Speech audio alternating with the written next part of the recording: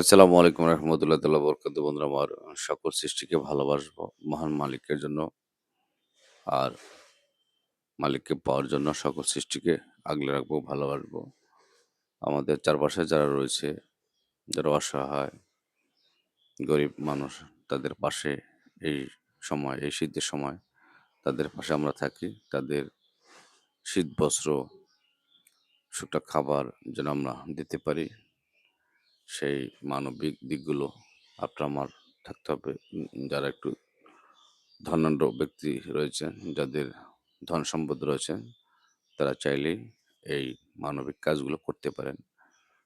সেই দিকে আমরাও খেয়াল রাখবো।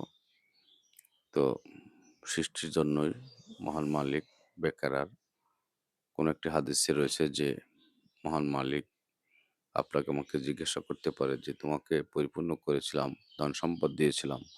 কিন্তু আমার একজন ভিক্ষুক আমি গিয়েছিলাম তোমার দরজায়। তুমি তাকে দূর, দূর করে তাড়িয়ে দিয়েছিলে, বকাঝকা করেছিলে। সেটা আমি ছিলাম।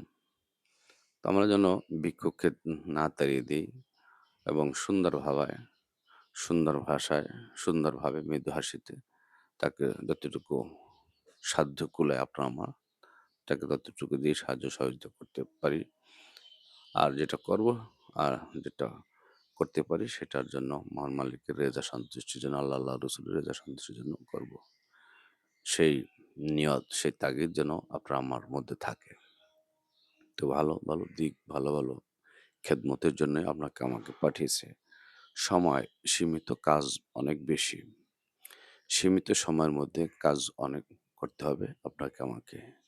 আপনি যে পজিশনে যে দায়িত্বে রয়েছেন সেই পজিশন এবং সেই দায়িত্ব থেকেই মানবিক হন, মানবিক হয়ে দেশের কল্যাণে, দশের কল্যাণে কাজ করুন। তবে আমরা এগিয়ে যেতে সক্ষম হব। সকলে ভালো থাকুন, সুস্থ থাকুন। ধন্যবাদ।